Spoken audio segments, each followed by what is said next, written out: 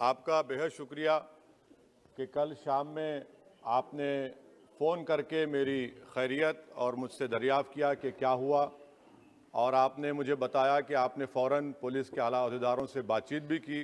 मैं आपका बेहद शुक्रिया अदा करता हूं कि आपने अपनी संवैधानिक ज़िम्मेदारी को एक रुकने पार्लिमान की जान पर जब कातिलाना हमला किया गया टोल गेट पर, आपने उस बात की। मैं आपका शुक्रिया अदा करता हूं।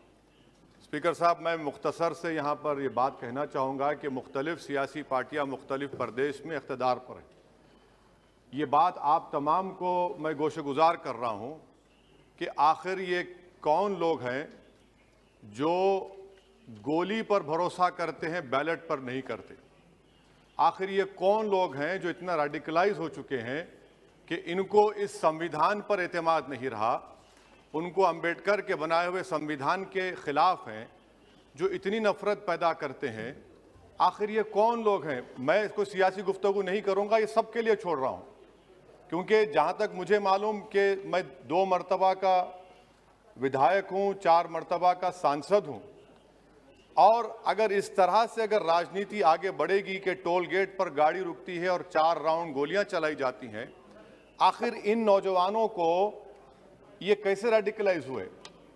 और मैं सरकार से पूछना चाहता हूं कि क्या उन्होंने ये रेडिकलाइजेशन सैयद कुतुब की किताब पढ़कर रेडिकलाइज हुए, अब्दुल्ला अज़ाम की किताब पढ़कर रेडिकलाइज हुए, या अयमन अल ज़ोहरी की किताब पढ़कर रेडिकलाइज हुए?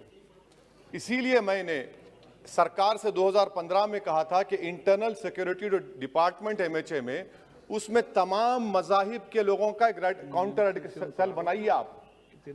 और सर, ये रेडिकलाइज हो चुके हैं तो भारत की इससे राइट विंग कम्युनिज्म और टेररिज्म बढ़ेगा। मैं आपसे अपील कर रहा हूं कि जो गलती NDA 1 में की थी, आप वही करने जा रहे हैं। आपको नुकसान होगा, आपकी सरकार को नुकसान होगा, देश को तो, देश की सालिमियत को खतरा तो पैदा हो रहा है। सर, मैं आपके जरिए से सरकार को यह भी बताना चाहूंगा कि जिन लोगों ने ये रेडिकलाइजेशन किया है, आप इस पर गौर करिए, इन पर UAPA क्यों नहीं लगाते आप? अगर कोई स्पीच देता है, अगर कोई फेसबुक पर किसी क्रिकेट मैच पर किसी टीम की तायीद करता है तो UAPA लगता है। एक सिटिंग MP के ऊपर UAPA नहीं लगेगा सर। मैं सरकार पर छोड़ता हूं। सर, चौथी बात यह है कि रेडिकलाइजेशन की जब बात होती है, हमने यहां पर एक कांग्रेस के बड़े नेता से सुना कि 2 भारत हैं दौलत के एतबार से। नहीं सर, भारत की दौलत मोहब्बत है। भारत की दौलत पैसों की दौलत नहीं है, भारत की दौलत मोहब्बत है। हां, 2 भारत हैं, एक मोहब्बत पर जो पिछले कई बरसों से आबाद है, और एक नफरत पर भारत बन रहा है। तो क्या आप दौलत की भारत की मिसाल देंगे या मोहब्बत की भारत की मिसाल देंगे? अगर मोहब्बत की भारत की मिसाल देंगे तो उसमें आपको मेरी जबान को रोकने के लिए गोली चलाने की जरूरत नहीं है। इस 2 भारत को समझने की जरूरत है। सर, खत्म सर, मुझे खत्म सर सुनिए सर, मैंने करीब से 6 फीट से गोलियां देखी, मुझे बोलने दीजिए सर। हो सकता है कि कल दिन ना देखूं मैं। अगर मैं यहां पर नहीं बोलूंगा तो कहां बोलूंगा सर? आप मुझे प्लीज बोलने दीजिए।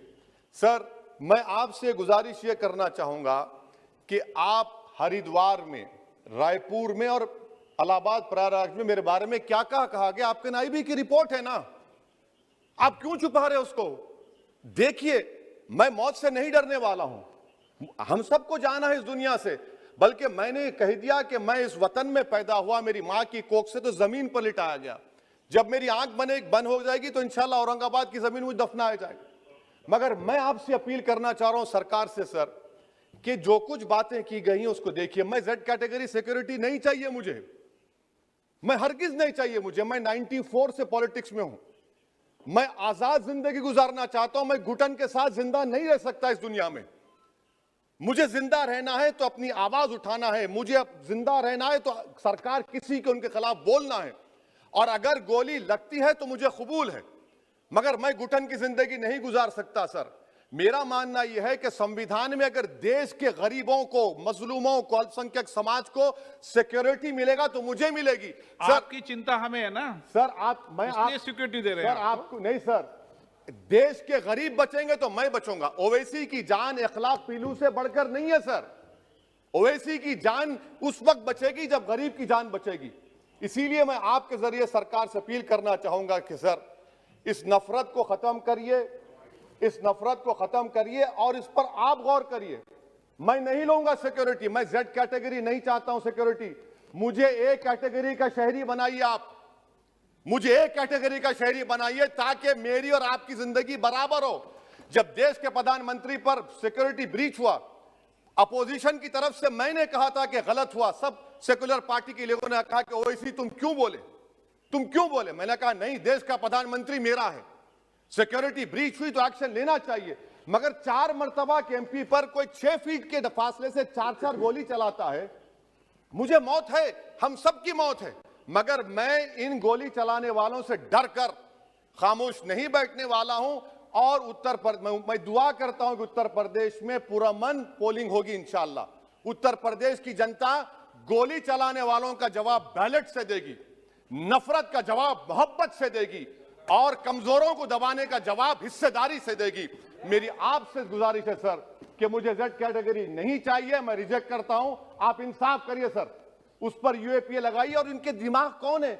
2 लोग रेकी करते हैं, उनको मालूम कि मैं मीरठ किठौर से आ रहा हूं उस टोल गेट पर, और 6 फीट के फासले पर गोली चलाते हैं। तो आप देख लीजिए सर, आप सरकार के हवाले, अगर आप इंसाफ करना चाहें आप इंसाफ कर सकते, मगर रेडिकलाइजेशन आपको नुकसान पहुंचाएगा और इससे राइट विंग टेररिज्म बढ़ेगा। शुक्रिया सर।